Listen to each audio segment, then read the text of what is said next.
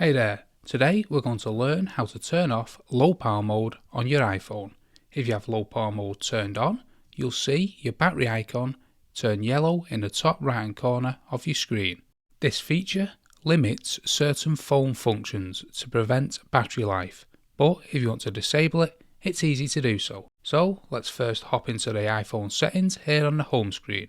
Now we're in the iPhone settings, let's scroll all the way down until we find the battery. And then let's tap on it.